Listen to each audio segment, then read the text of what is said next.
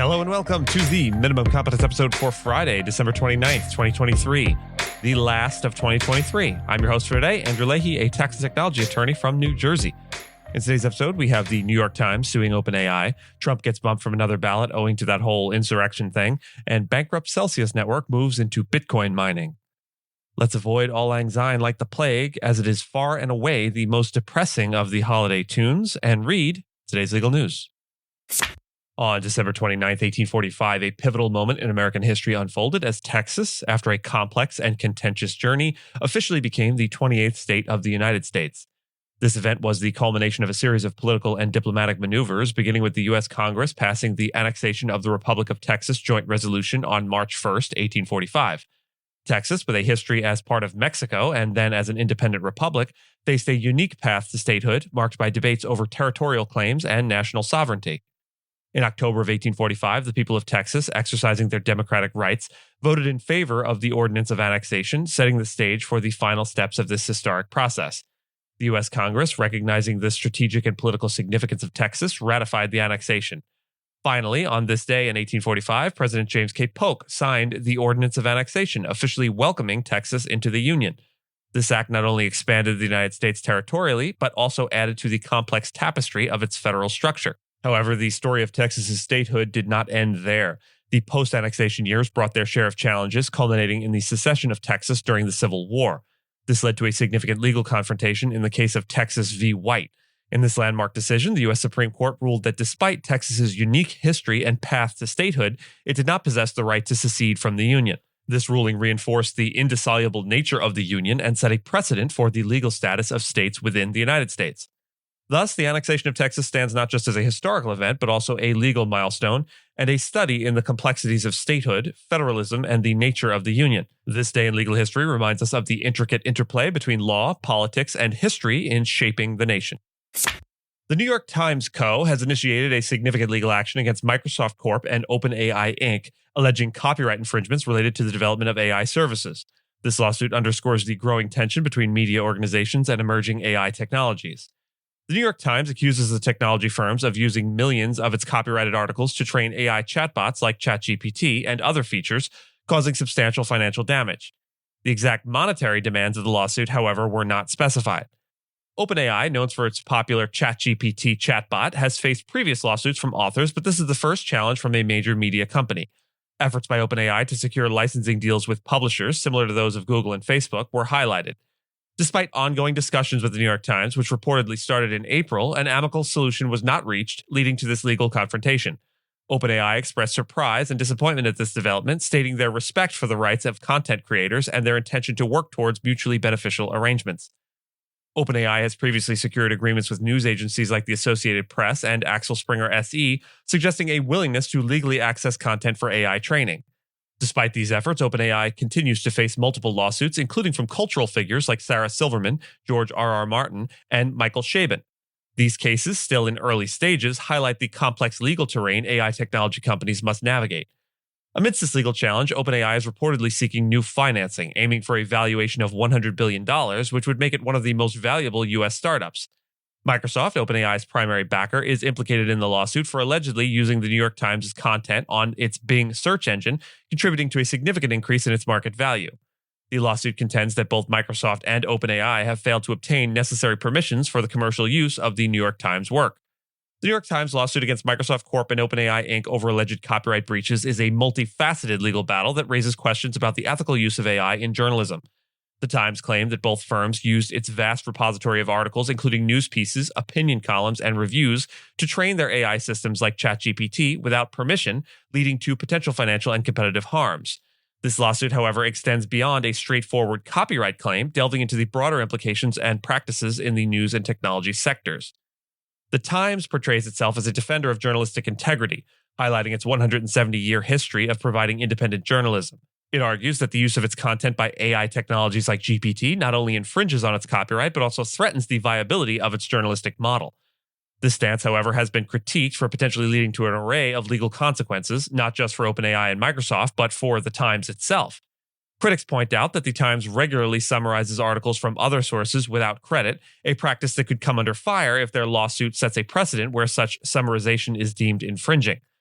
OpenAI has previously navigated these waters by striking deals with other publishers, such as the aforementioned Axel Springer, suggesting a willingness at that company to find legal avenues for content use. The Times acknowledges its attempt to reach a similar agreement with OpenAI, indicating that the lawsuit might partly be a negotiation tactic.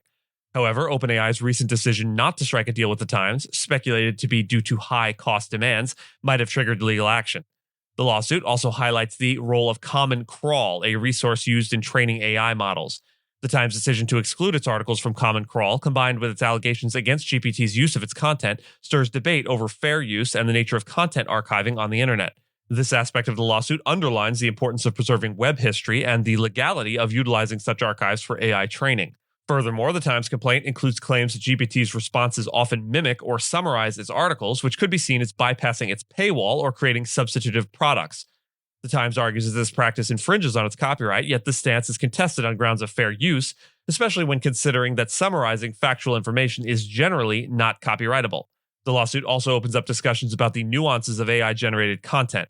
It points out instances where GPT produces outputs closely resembling Times articles, but critics argue this is due to the way GPT is prompted rather than an inherent flaw in AI training methodologies. The effectiveness and accuracy of AI in replicating or substituting for human journalism remain a topic of debate. Ultimately, the Times lawsuit against OpenAI and Microsoft is not just a legal dispute over copyright infringement. It's a complex case that touches upon the ethics of AI in journalism, the challenges of preserving internet history, and the evolving landscape of fair use in the digital age. The outcome of this lawsuit could have significant implications for AI development, journalistic practices, and the broader relationship between technology companies and content creators. Maine has become the second U.S. state, following Colorado, to bar former President Donald Trump from appearing on a Republican presidential primary ballot for the 2024 election. These actions are based on legal challenges invoking Section 3 of the 14th Amendment of the U.S. Constitution, which prohibits individuals who have engaged in insurrection or rebellion from holding public office. This provision was originally enacted in 1868 to prevent former Confederacy members from serving in the U.S. government. These challenges argue that Trump's actions on January 6th of 2021, when he encouraged his supporters to stop the certification of the 2020 election results, amounted to insurrection.